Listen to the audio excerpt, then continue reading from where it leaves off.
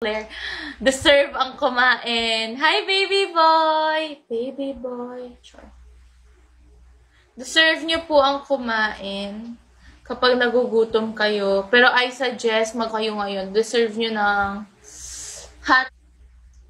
sarap hot chocolate. Pero hindi ko alam kung ba't hindi ko kinikrave ang hot chocolate ngayon kahit maulan. Kaya mainit na kape, no?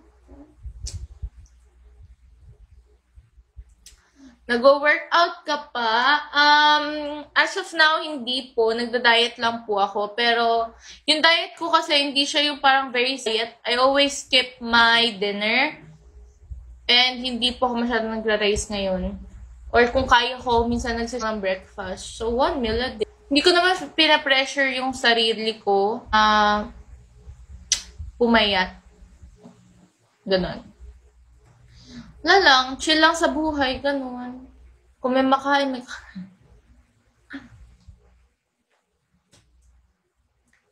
Ang dami ko mag-water, no? Pero wag kayo, masarap. Alam mo, masarap. Pag lumayas ka sa live ko, parang tanga siya, no? Hindi naman ako sexy. I don't see myself as fit. So, kailangan kong maging fit for a healthy lifestyle. I shine, shine, shine. Sumunod sa 18K is, sumunod sa 18K, 25K.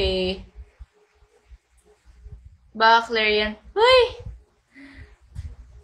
Don't be harsh on yourself. Wag kang, alam mo, I'm trying to be positive about myself, about my body, about my looks. Physically, I wanna be positive about myself. Kasi growing up, na-experience ko talaga lahat ng pambubuli because of how I look, how I see myself, and sobrang naano ko sa confidence, sobrang bumaba ng confidence ko that time. Pero, ngayon, I'm trying to fix myself na okay lang kung ano yung sabihin nila sa'yo.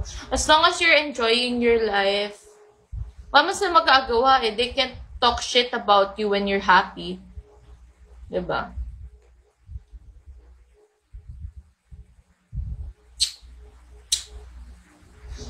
Excited ako para sa ano ko talaga, base. Nasabi ko sa inyo.